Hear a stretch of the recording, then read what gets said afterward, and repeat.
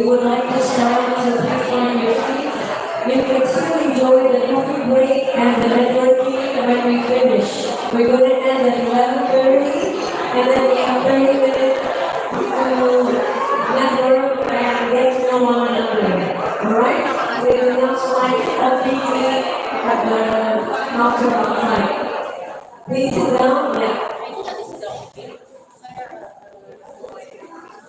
Thank you so much again for joining us today. We see many new faces. And I have a show of hands for many people. It's your first time, your first Big Chamberlain event. First Big Chamberlain event. Wow, very good. Welcome.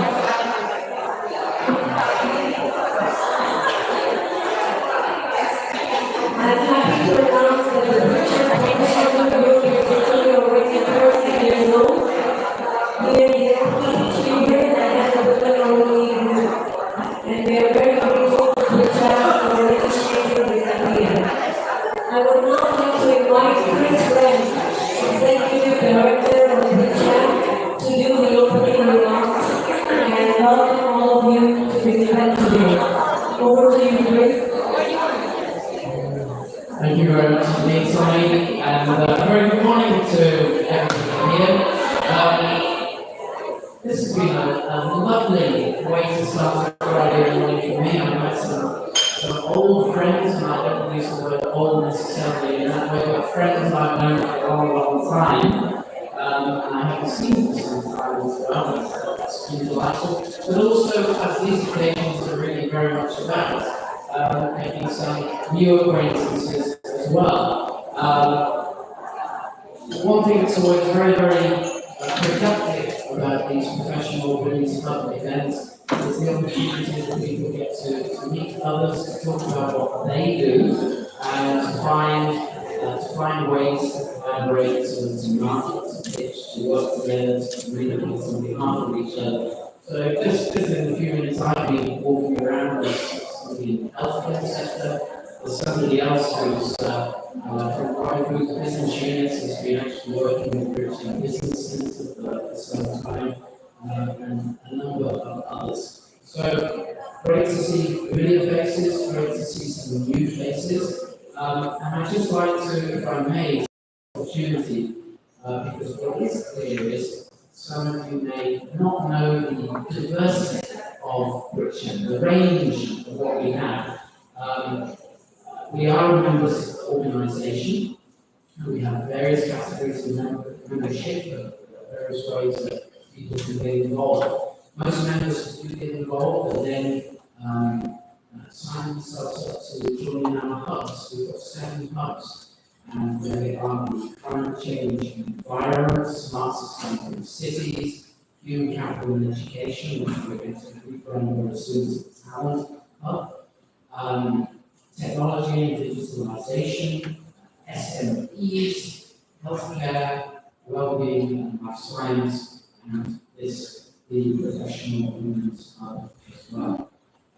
Many of those you'll probably notice actually have cross-sectoral interest. I mean, even healthcare, for example, healthcare, well-being and life science, the well-being aspect affects us all. The climate change and the environment, anybody who's taking an interest in net zero and making commitments to the environment, the ESG and so on. It would be known as a smaller organisation, sole proprietor, or larger organisation. Talent, of course, goes right across the sectors, and we are all involved in some form of transformation as well. So we found out a very positive and encouraging effect that business confidence index review readout on Tuesday. Anyway, that's Britcham by way of an introduction. Many members of the Britcham team are here. Many of those team members interface directly with at least one of those clubs, and they will be very happy to share your information so you can get involved for your either personal interest or your business interest. Sincerely, I'd like to thank Sonny and Mariko. Mariko, where are you? you know Marika? I've known her for a long, long time, and she's always been a bit of a rebel. I think that just about everybody in this room has got some form of activity, some form of because it's Friday or because we're just at the back of the TV day and so on. But there she is. She's a founding member of the Confessional Women's Group, right? And she's very, she's been very naughty. She's going into the dress code. She's wearing jeans and a funny t-shirt. But Swami, Marika, and others were helping the transformation and the elevation of this particular entity. To our speakers that come from a wonderful range of business interests, all at C-suite level, thank you very much for giving your time, your expertise for this particular discussion of women leadership. So for me, just to welcome you all, please, I'm sure you have a wonderfully conducive morning. Take out those bits of your own, so you make sure that you exchange your business cards. Take some of them in your relationships with you, and please, if this is your first time,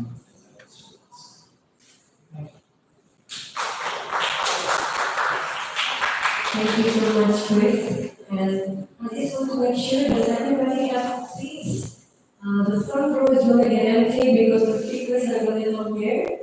And so please, if you'd like to take your seats, I invite all the speakers to please come forward. Before that, I would like to thank the venue partner, Birthday 2. Thank you so much for this wonderful venue. That's the thing from Birthday. And then thank you to our media partners watching Indonesia, Inda and Julia, please stand up.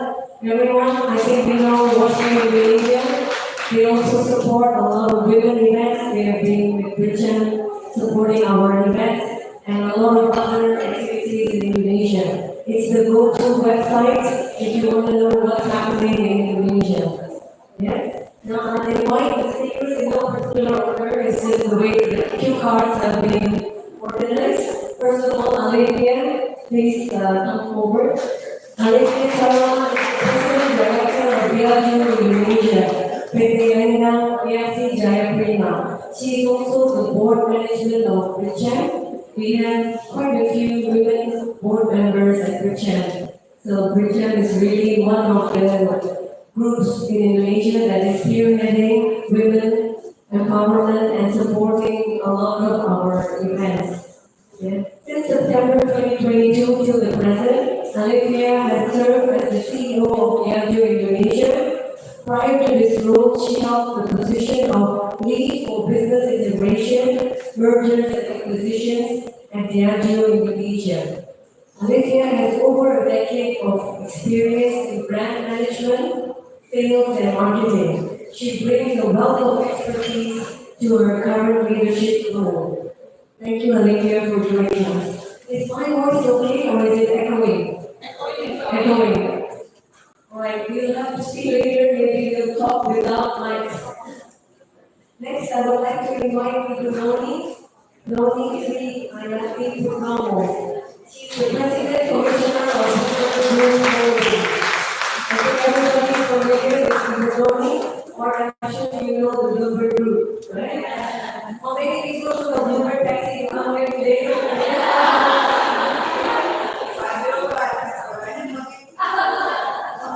Noni is a versatile businesswoman, philanthropist, and mentor, known for her leadership at the Bloomberg Group. She started as a technical staff. She climbed to become the president director and CEO of Bloomberg PWH. Under her diverse initiatives like Make Jakarta Sky Blue and Bloomberg Peduli for Women's Empowerment were launched. She is a mother of three, and she also co-founded angel investment companies and mentor startups. She's been honored as one of the most powerful women of 2023 world by Forbes and women entrepreneurs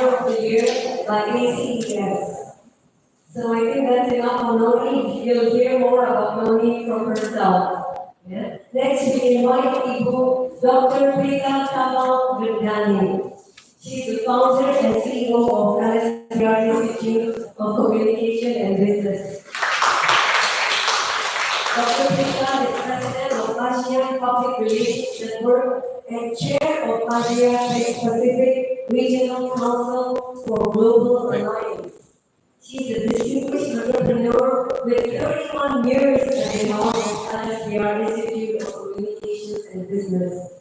She is recognized as the nation's top communications school.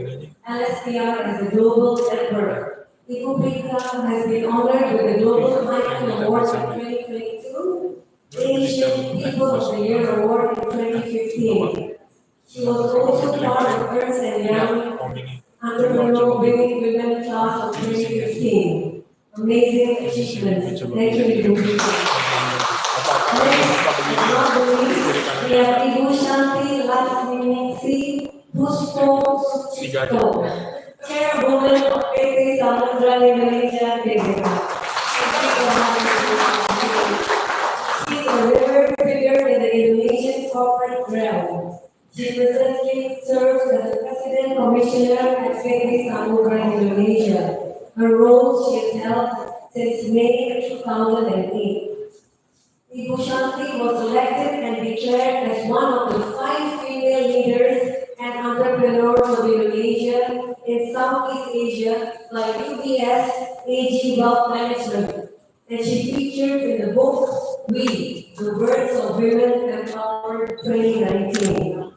In 2018, Ibu Shanti was also honored the title of Women of the Year for her outstanding leadership during the Asia Corporate Excellence and Sustainability Awards.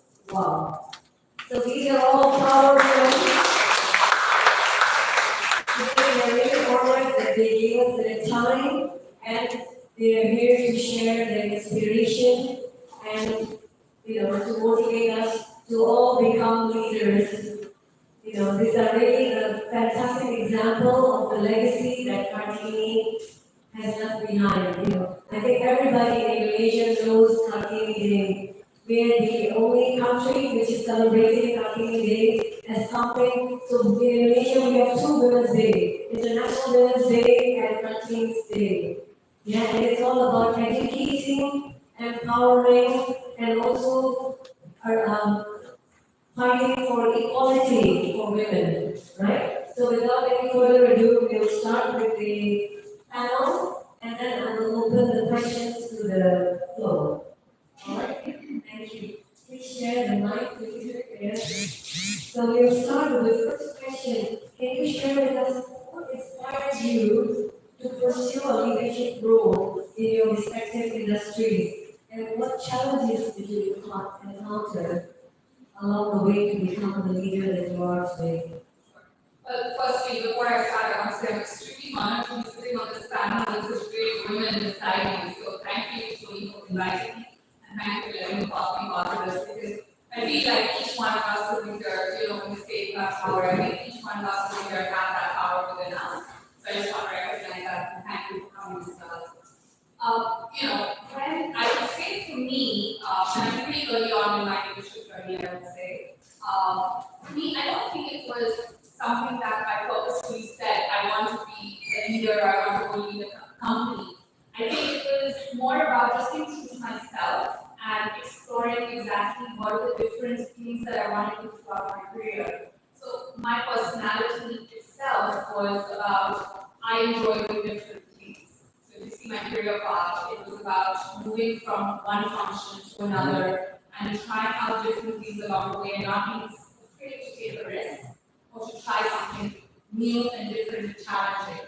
I think that's another part that comes to that. Comes with that is not being afraid to be uncomfortable, right? Being put in a situation where you will feel uncomfortable going into it, but not being afraid of taking that step and being uncomfortable. So I think once I got used to the feeling of being uncomfortable, I think that's sort of what propelled my career forward, and I was willing to take risks that others weren't, whether they were men or women. And I think that was the key piece for me, is actually learning about myself first, understanding what I as a human wanted, needed, and inspired me, because I think ultimately when you're authentic to yourself is where the best you to be a leader that creates an environment that is psychologically safe, where people can speak up, where people can talk about what they want to talk about.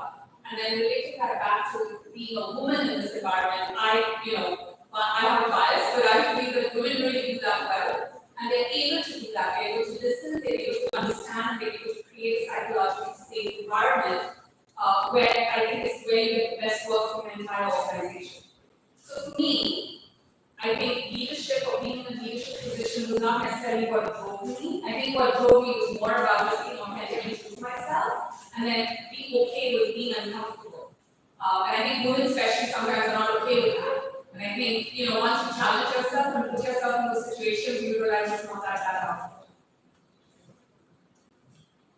Thank you. And I too feel really honored to be here, to be able to be around all of us and to share and also to learn. I think it's very important for us as women to support each other and to expand our network. So thank you for your question. And thank you, probably. I have been through this all my life. It started as an obligation. So I was the type of person who did not have any personal ambition. I am today, so as you can imagine, I'm actually a thinker. So I feel awkward if I have to speak in public or speak with a lot of people. But I learned that all of those things can be overcome when we learn. And the willingness to learn, I think that's what drives me. So it started as an obligation, but then I got drawn into, in India we have this saying, so, the more you get involved, the more you love what you're doing. And I would agree it's very important that we realize that we need to be able to face challenges because life is not meant to be easy. And through my journey, I started to find my purpose. So I really was clueless, completely clueless. And I only realized later on in my life that life is not meant to be perfect. And when I was young, I thought perfections, seeking for perfection was my purpose. But it's not, because none of us is meant to be perfect. So then I changed my mindset that life is meant to be fulfilling. It's a lifelong learning experience, lifelong learning journey. So when I set that kind of mindset, then I'm able to take it more challenges. Because every time I face challenges, I just need to find the longer purpose and just find the best possible solutions at that time. And honestly, I feel that most of the time, we're always faced with almost impossible choices. But we still need to make our choices, we still need to make our decisions and just move on. So I learned a lot from Ray, who's the founder of the company, and I'm privileged enough to be able to the opportunity. In my generation, I'm a minority, so 7 of us, only 2 female. I'm not even the oldest. The oldest is a male. So being given that opportunity, I take it as a privilege. So therefore, I cannot just not put my best potential and try to do my best. Also, I have the journey of being a minority a lot of times. Not only that within my family, I'm a minority, within the industry, I'm a minority. When I did my engineering, I was also a minority. So again, I learned through those environment how to make a community that we should see each of us as an individual. I think it's one of the pillars when you say that we sometimes categorize ourselves as a female only. But I believe that in every single person there's a feminine side and masculine. So when to use it, I think is what we're learning. And that's the reason why I think we're sitting here at this room sharing and learning from each other. So thank you, Rachel, and thank you so much. Alessia has been a member of Bhutan since 1993, so it's already 31 years now.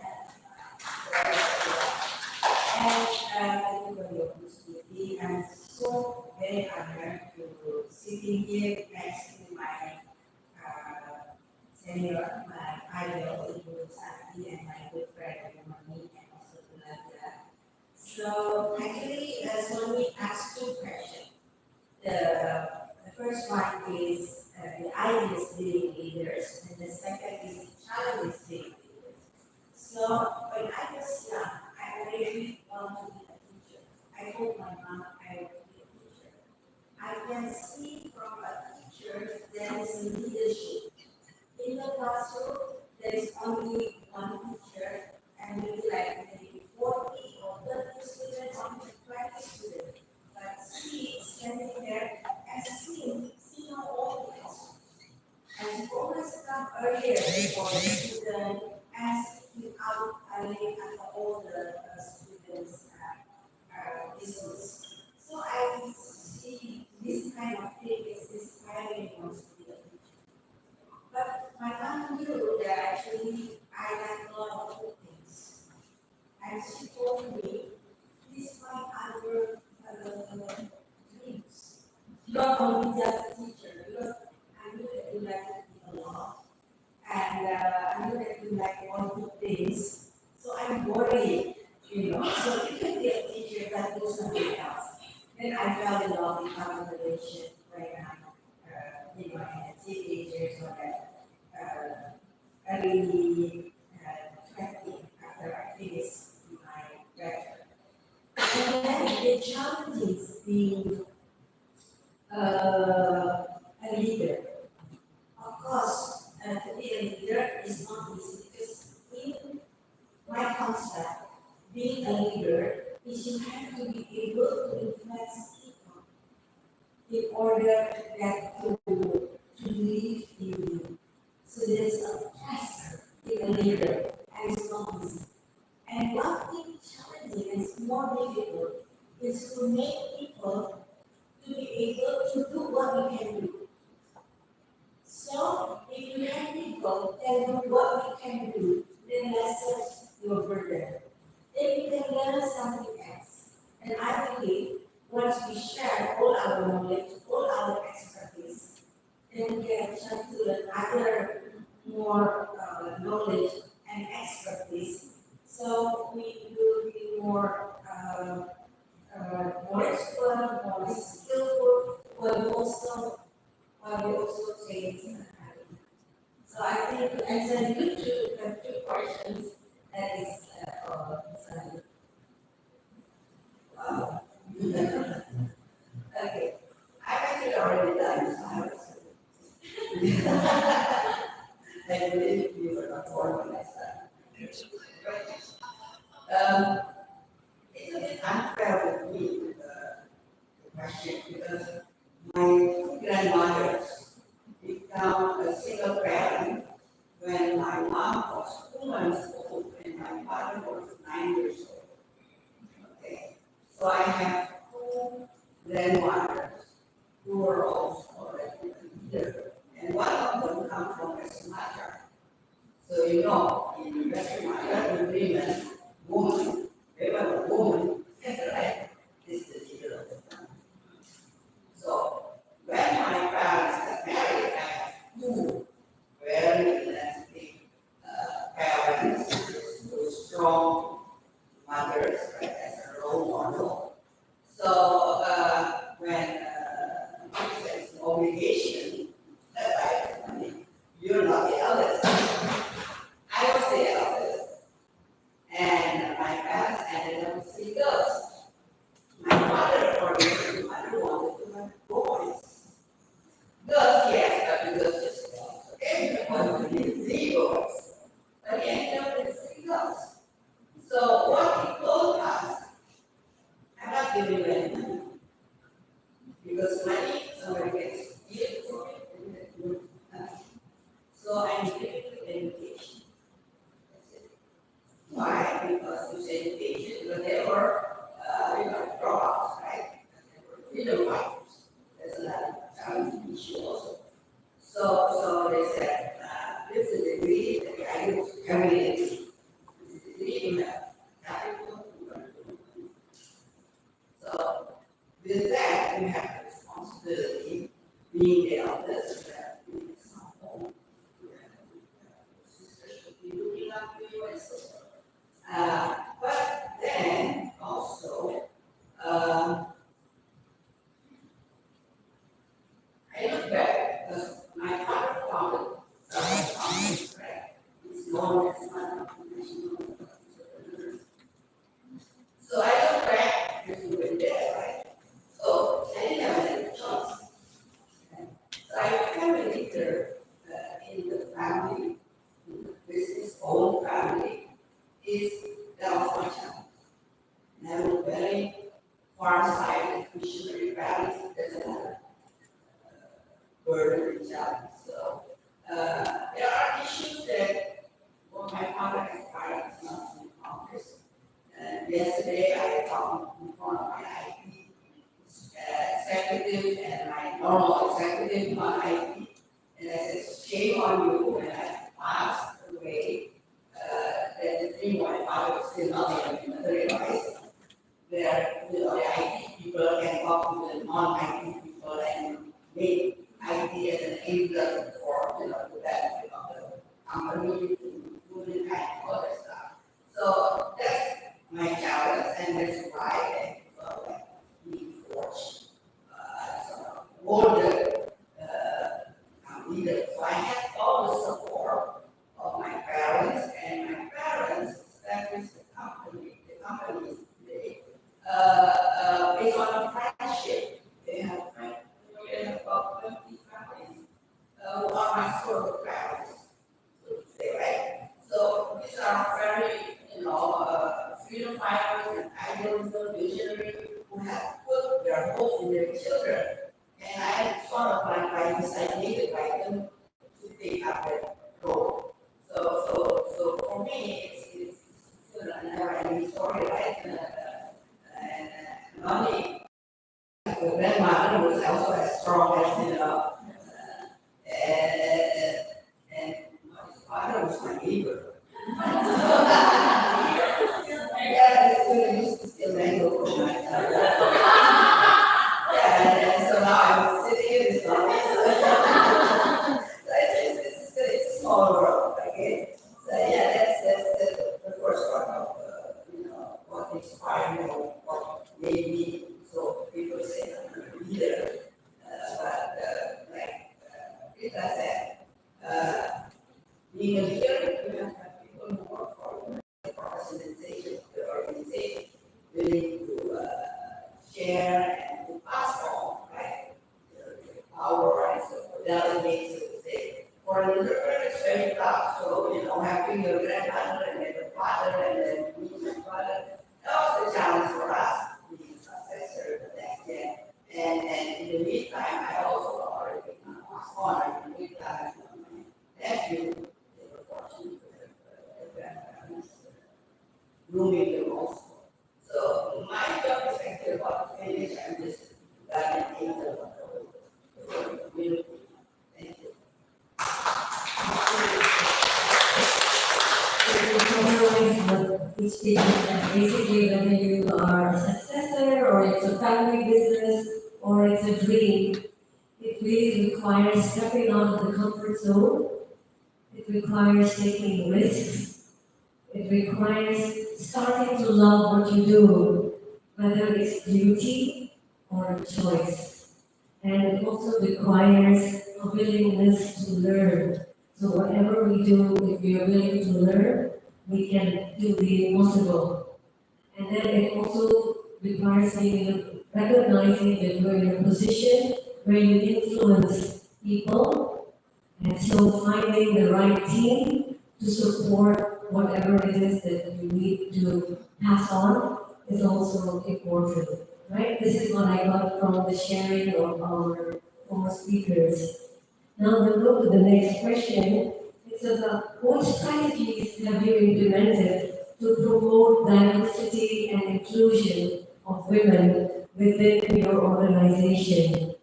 Since each of you are in diverse industries, alcohol, transport, education, and also shipping, mainly male-dominated industries. So, I In my opinion, I feel when you have a diverse organization, that's when you have different thoughts, right? And different perspectives. So when you have different thoughts and perspectives, just everything gets better in your business strategy, the environment where women feel nurtured, supported. So whether that is in, how maternity leave, and guess what, even paternity leave, because we want men to be able to support women and be allies for women, right? As they go through their careers as well. So for me, I think the key piece is, being very purposeful in how you actually commit to that diverse agenda. It's very easy to say. You have to walk the talk at the end of the day. So, and you've got to keep yourself accountable and truly believe in it. As a leader of the organization and live it. And that then will itself permeate. So followership, right? I think on the panel who said ultimately as a leader you want people, you want to teach people, you want them to follow through with your strategies. I think that's the key piece, also creating that followership within the entire organization. So to me, I think it's one is truly embodying diversity and inclusivity, knowing that you will create a better organization if you have that.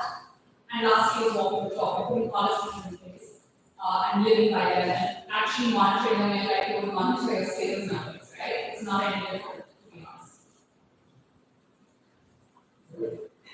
Thank you. I think that's really wonderful, and I completely agree with that. And maybe just to add on that on my personal experience. At this moment, I have several roles, which involve education because I'm also the board of trustees of the University of Indonesia, and also in several startup organizations. But specifically for Uber, I was pretty idealistic in the beginning, trying to push more women to work at Uber. And it's really not easy.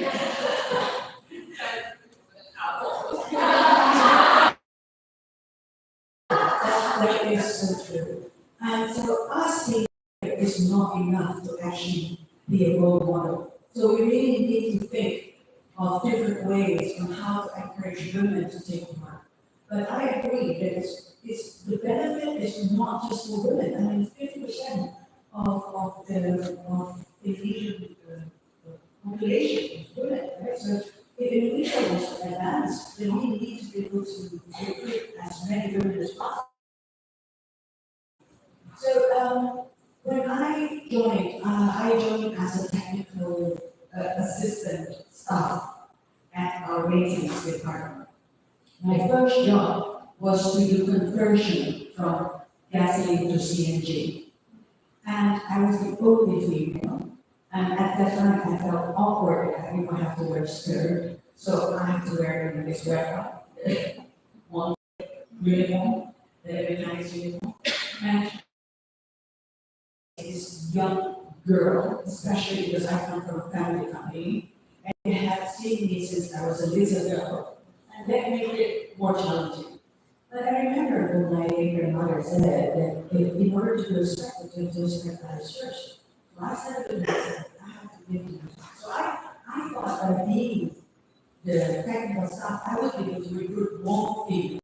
But number one, it's difficult to get the supply part. There are not that many. So it's not easy to get female staff to work as technicians. So the supply part, I think is one big choice. And apparently, with time, I also learned when I started recruiting, because I drive taxi once a week. I want to be a role model also because it's okay and it's safe and it's good for a female to drive taxis because it gives you flexibility, time-wise. But it's also very difficult. When I talk to the female drivers, why is it difficult? Ask your friends to join, and they said, it's not stylish to rather work at a beauty center and in a mall or anything. Is that off? Being a taxi driver, even though you pay, probably is better. And the flexibility is also is enough. Status also, right? So I learned about that during that time. And then I tried to recruit more women to work in our operation department, which 7 days a week. We never closed it the 1st of May 1972. So and so precious. So that is also challenging. So with those learning, on top of trying to get more women to get involved in the corporate side, then we started expanding it to the education part. So in 1998, we started launching Rural Learning Program, which focused on giving scholarships to children of undergraduates. It was only about 100 today, and even less than 10 girls receiving our scholarship. At this moment, we're already giving to more than 37,000 scholarships, and 51% of them are girls. So we have to really, I think, start from down below, from the education. So when we give equal opportunity for the girls and the boys to get higher education, it really lifts up the mindset. So people start to see, oh, okay, then plus we also graduate universities. Then I shift our mindset to empowering, because empowerment to me is giving equal opportunities. Uh, so we shift, we also expanded to giving empowerment to the drivers' wives. Because, limited budget for scholarship, and I realized that a lot of the children, and we only give scholarships to high school and above. So we give this movement, the empowerment, women empowerment movement through Tapi. What do? We try to give free vocational training for the wives of our drivers so that they're able to run businesses from their home. Because we realize that not every woman chooses to work outside of their home. So we need to be able to give that women who choose to work from home and contribute to the family. So that's how we started Latin Europe. So at this moment, we're so happy that we have so many involvement and we really have successful entrepreneurs. We just had the company day yesterday, and one of our company recipient, she now has become her own entrepreneur with her own brand, and has really like about 50 million so yeah, I think that's a journey. Thank you. Thank you. I think I agree a lot with Ronnie, since I also read a lot of story about Newbury. Yeah, I also agree with you, Arisha, that diversity. I think we need to be diverse in order to complete one big thing. This like Sony present is about diversity and inclusion. I think as a woman in Indonesia, I think we're very lucky because we have a support system. But maybe in another country, they don't have luxury like us. We have extended family, like my mother is still looking to my children when they're growing up. So we have, caretaker assistant. And, I also feel I'm struggling with my mother's. And also here in Indonesia, sometimes also there, our in-law, because, sometimes before, I don't know, whether they still there or not, before, your in-law working to home. She's doing everywhere and she's so very busy. She cook my son, who's taking of my son, she do her bed, something like that. But I think nowadays, especially when we live in the city, our people also support us because I think everyone can enjoy what we have to become in the house. I just also discussed with Ms. Hunter. And the last question that she was asking about inclusion, and I think we all have, we will all have the same opportunity. But there are many women with a special need to do a lot of things like what we did. So we also have to encourage that woman to also be able to contribute by giving them a special education. That's why in our school we have like a school beyond academy. It's called beyond academy because it is the beyond the normal teaching and learning. People have a problem in concentration, have problem in socialization, have problems in communications, and have problem in sensory and motor. It's a lot of problems. But they have to also get the same opportunity like us. If someone asks a question about inclusivity, so they have to be part of us. But I think if you empower them, I think, that you can see a lot of and still contribute to better work than Okay, it's very good. Okay. Uh, Again, my background was IT. Uh, when I graduated Sahab, okay, I was brought up in environment that I was already electronic. So I concluded as well as I want to be electronic in life as well. Then my father told me, well, if you really want to try to be electronics, you know, uh, it's something that is of importance for the future. It was in 1966. And I said, what the hell is that? And he said, computers. I didn't know whatsoever about computers. But he has mapped out school, the university, I could go and blah, blah, blah, blah. And it turned out that his vision about computers started in 1948, when at 50, when at the age of 28, he was in the States, he was witnessing the election, presidential election of President Truman. That was the first time computers was applied to quick time. And at that time, he said, this, right? When he got the gift of it, he said to himself, this technology I can bring it home. Okay? So I was the first batch in that particular university of computer science studies. So my professor was still really picking. He didn't have a textbook, he was still writing his lecture and his slides. Yeah.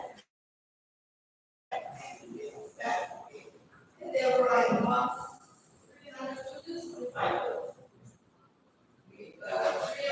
two of them drop out in one year, 3 of them graduate, and 2 return. So I came back home, I had the year before my couple of months before I graduated, I said, look, I'm about to graduate, you have something for me. You have something in your mind, right? And he said, look, this center is open up at the center, there's 5 boys there, I'm 5 scholarship from MIT, and I want to join them. Okay? And I went to come home for Christmas and see what they're doing. They don't know I saw what I was doing was at the center of up. In the meantime, while I was in Germany, I was also always asked to bring startups, friends, to the training center of the university and see what they're doing and saying, so school is all about blah, blah, blah, blah. I was there. So, the only woman who won, even in the country, who has a degree in computer science, right? The other come from this discipline. So, in that perspective, I didn't have time. I didn't even realize that I was a woman. I only realized that I'm a woman when CIDA, Canadian International Development for Agency, research in ASEAN plus Hong Kong on women. Women in business, women leaders in business, women leaders in NGO, women in business in government. I was one of the respondents of women leaders in business. There were 300 women in ASEAN responded.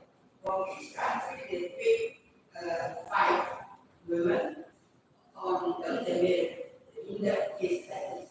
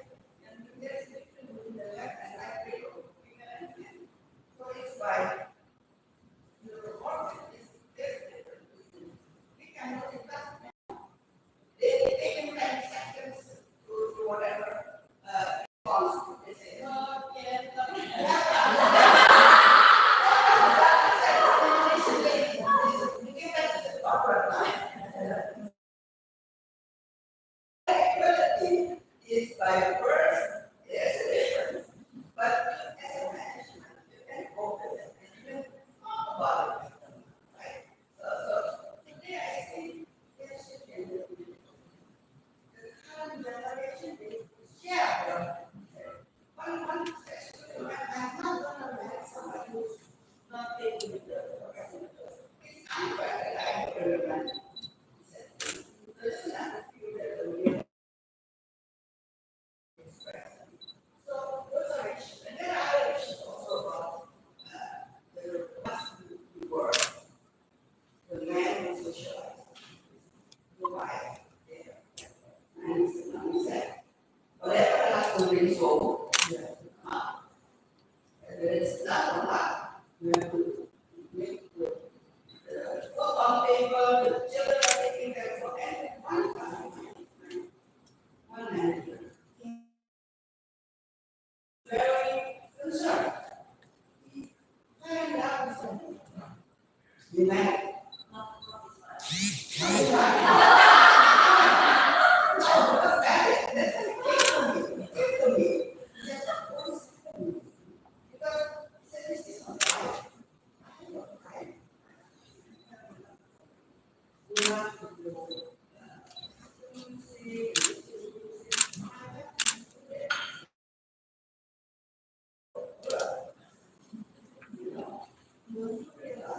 It's not that she doesn't want, but I think she just can't afford to buy.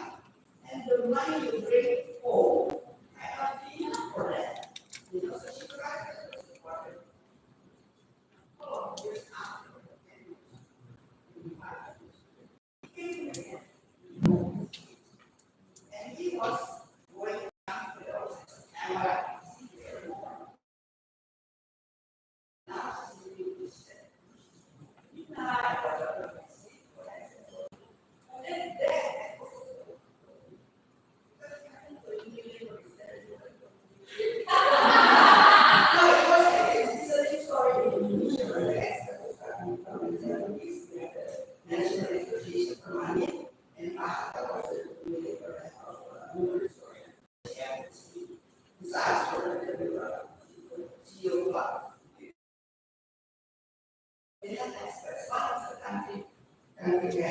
They don't want to supervise on the floor. Even in Indonesia,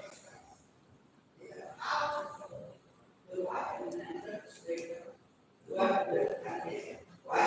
Because they used to get money and suffer. And suffer, the wife is harm. So when they were fighting and starting to be against whatever.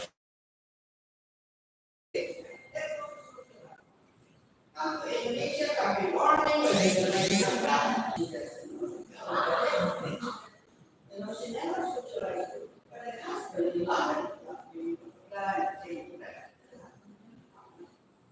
And I'm the supervisor, therefore, the husband and the wife. So we learn about that background when you get to London because, you know, this is not right, you know. So the system and religion is program preparing people to go over. So this thing is happening and on Harrison Island on the NGO, do that once a week. For people able to survive. So those are issues because of education, right? The access of education by people that the inequality experience, right? So it's more challenging again. Thank you so much for the opposing to this question. Unfortunately, we are down to our 10 minutes, but the other speakers will still be around. So although I have so many questions still on my sheet, I will allow 2 women. Yeah, one and one more. Only two questions, please. Okay, is it okay if we take the two questions? And if possible, if you have the question only for one of them, then please say so. But if you'd like all of them to answer, because we're running out of time, choose one or two of them to answer the question. Your name, who you address the question to, and the question itself. Thank you. Yeah, okay, so it might be that. Hello, people, thank you very much, thanks, Margaret, and thank you really to, what you're sharing with me, because I also work in the mail sector.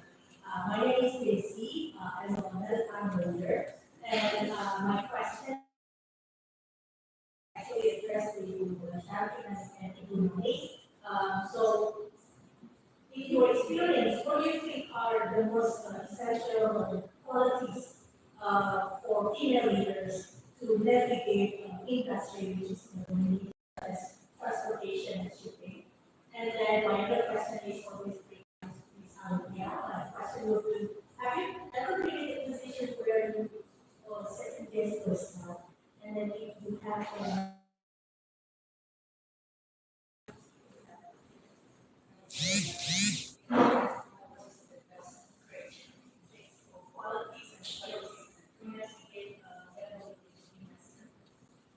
So I call it,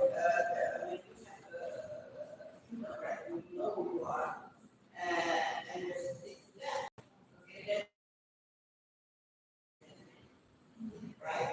But I do have an experience when I went to my male, yeah, he was,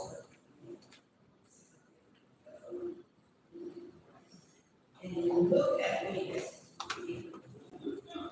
really like this, really good for me. I felt that. So I said to my, after the meeting, I was just meeting, and what I said to him,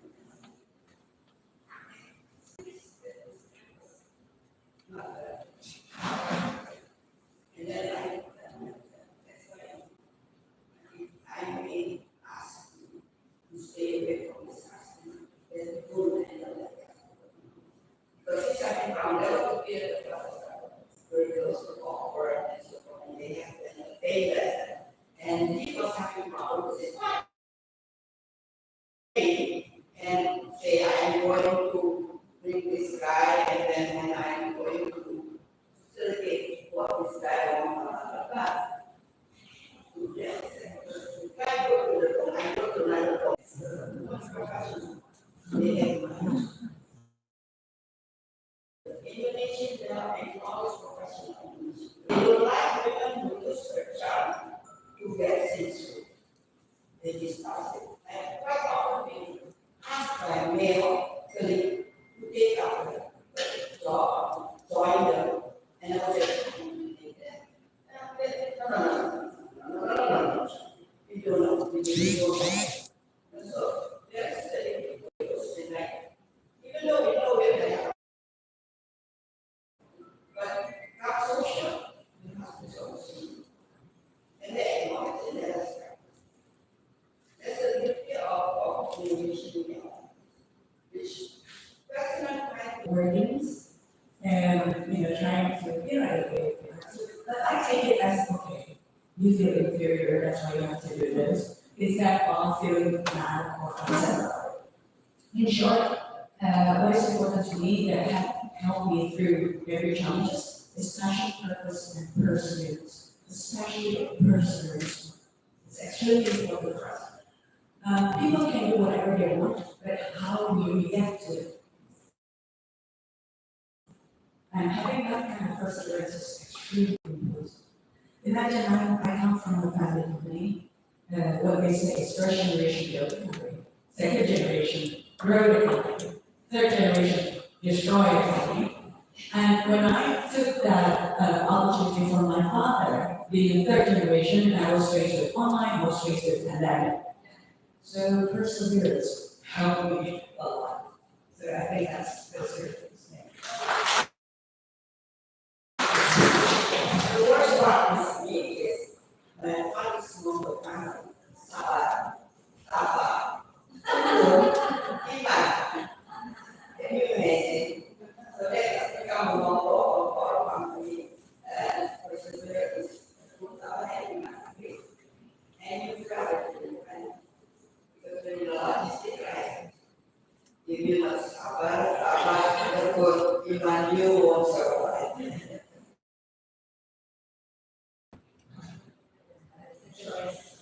So second guessing, I think someone, I can't remember who on the panel said that, it's a journey, right?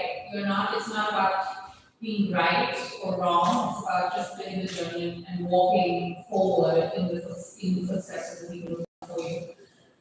So for me, do I second guess myself all the time? I think it's only natural to second guess yourself. I think the key piece is really leveraging and listening. You drive decisions, as you drive, day to day, how you react to things. I think also someone else said is how you react to situations that are really important. But I think the overall piece of it is just being true to yourself. Can you stand behind what you're saying, what you're doing, how you're feeling, how you're reacting? If you feel that you can stand behind that, then you're doing your job to the best that you can. So I think that's the key piece, is just, it's okay to second guess, it's okay to know exactly what the answer is. In fact, as a leader, you most of the times don't know. It is your team and your people around you that help you get there. I think ultimately you just have to be true to yourself and know what that is.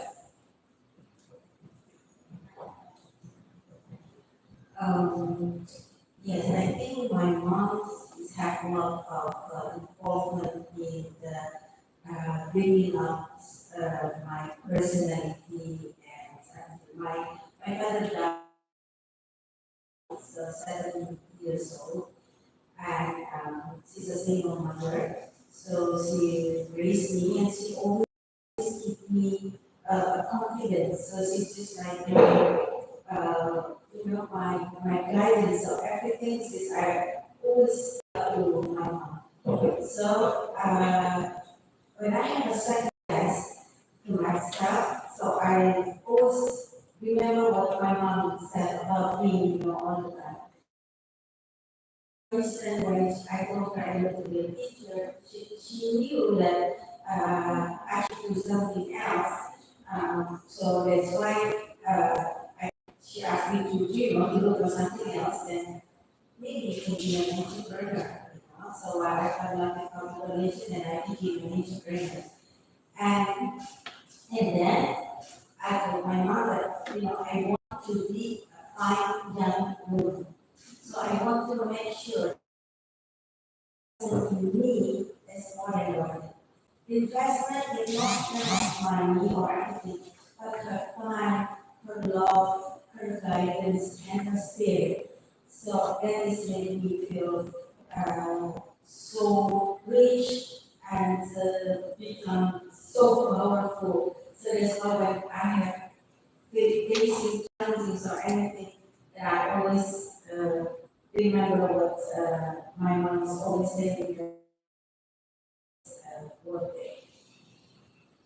Thank you so much, Sabrina. We're running out of time. Is your question short? Only for one person or for all of them? Okay, go ahead.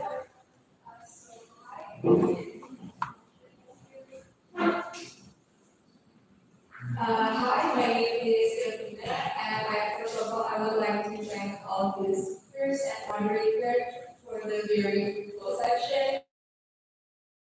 Is for all of you, and my question is that how have you built confidence over the course of your career? It will be very fruitful discussion for me, so please, maybe all of you can answer. Thank you. Confidence. Okay, thank you. I'm an IIT graduate, and I can help you for this. But I feel lucky enough that my father actually challenges, the situations, and he let me go and let me manage everything by myself. A real example, when I was 1.5 years old, he threw me into swimming pool, so that's how I learned to swim.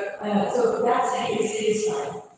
So I think that helped me develop a lot of things. My mother put me into this art for drama club to help build. And I used to hide behind a tree all the time. But so I believe everything can be learned as long as we're willing to do it. And what is most important is do not try to be perfect. Just one step at a time. I think for me, actually, growing, funny enough, my father threw me into the hoop as well. I think for me, the first time I was actually in school very shy, and the limelight or talking or stepping up or anything like that, it was very difficult for me. But I don't know if in Indonesia you have the same. I went to a school that was a Catholic school, and you have houses over there and you compete. It's very typical, like the British system. And I was, in my last year, I was house captain, which is you lead the house for, it's a leadership, you don't think about it as a leadership role, you're more just excited to play sport, driving your house to win. And I think that's the first time I actually got a taste of leadership and what that meant, I didn't even know that I was being a leader at that point, but I sort of enjoyed it. And I think the reason I enjoyed it was not because I was the leader, but because I really wanted my house to win. And I would do anything, right, to get everybody in line because I was like, we have to come first, we're competing. So I think that's what spurred me and gave me that first, right? It wasn't about being a leader, it was about that underlying thing, that passion, right? That truly spurred you on and that was contagious for other people. And I think that's sort of what put a little bit of confidence in me. So if I had to say, what does your confidence do? What you love, if you can. And I think that will automatically then sort of be a leader because there's something greater than just being a leader that drives you. Because that's not the true driver. The true driver is what you're doing, how you feel about it.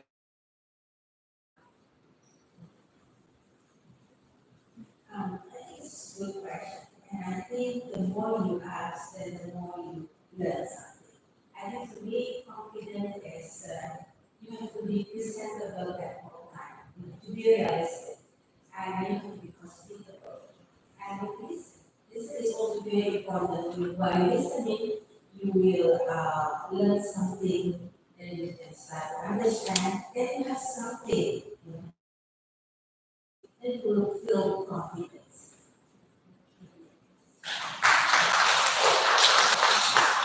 My brother was Windows, right? So when we were back home, they would always have this foreign gas. And when we returned, I was 4 years old, according to my parents and my cousin, I was so fluent in English, right? But then we went to school, went away, right? So then we were to fall, speak up, speak up. So literally, okay, fall, right? And given the responsibility in the eldest from the family, we always have to stand up and take responsibility and accountability. But then you kind of often, and my father would always also say, if something is, I don't understand that somebody or whatever, you will say, you should put yourself in their position. Right? And then you understand, and you will explain his father is like this, his brother is like this, his brother like this. So that brings you also the sense of what you have empathy and you can manage situation. You gain self-confidence because people start listening to you. You start establishing the relationship, right? I have it all since my kindergarten. I have always a male. I don't know why, So it's so that is to deal with male.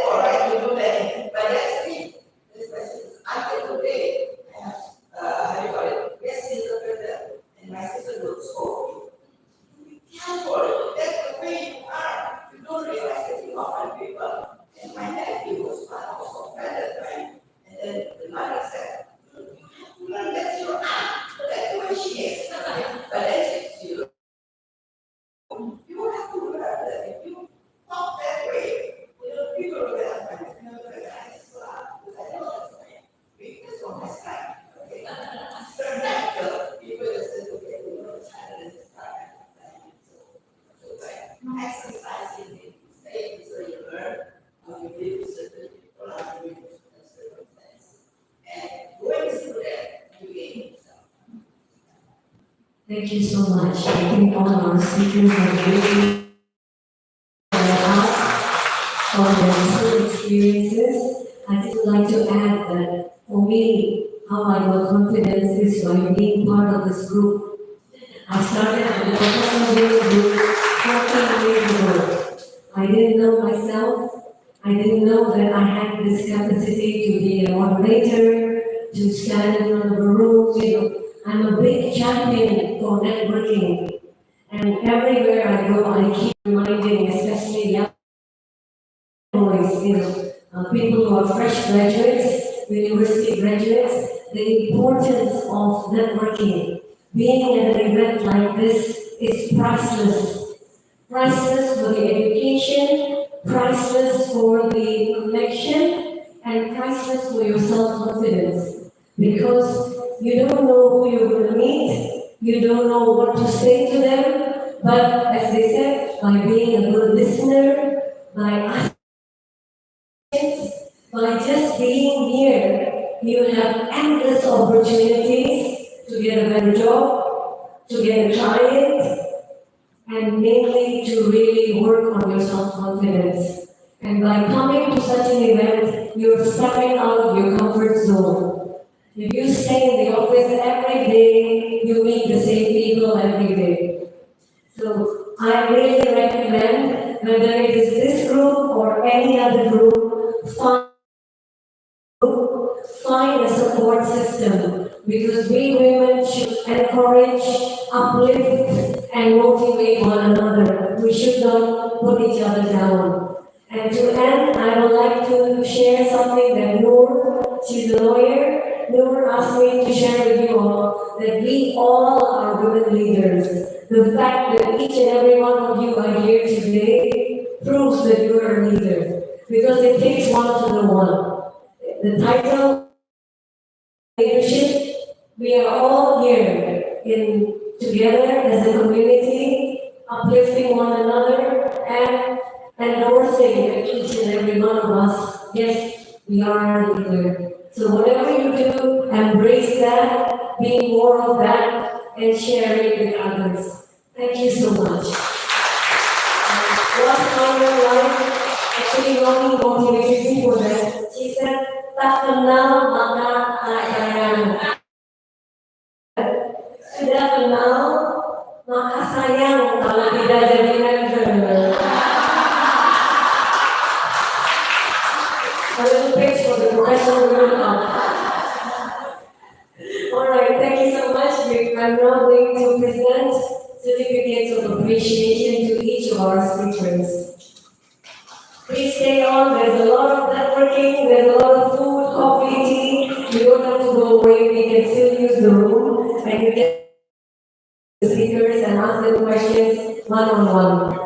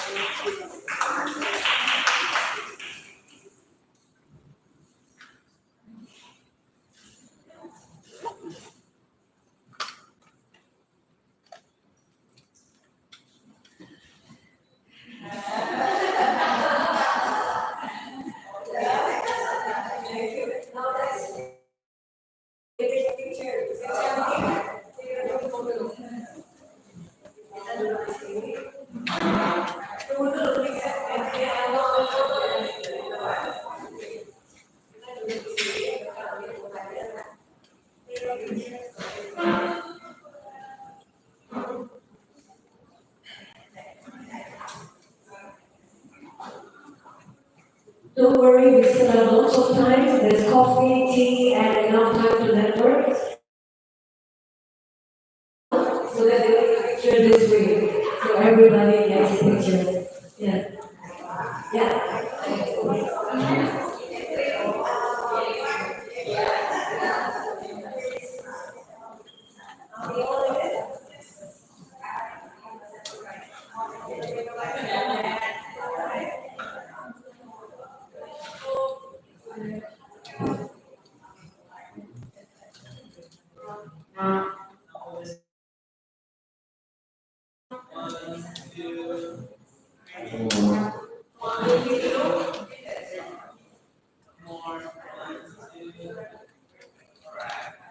Thank you. Yes. So everybody, thank you for joining us. Keep networking, stay here, have some coffee, tea, snacks, and make sure you exchange your name cards. Oh iya, nggak usah diambil.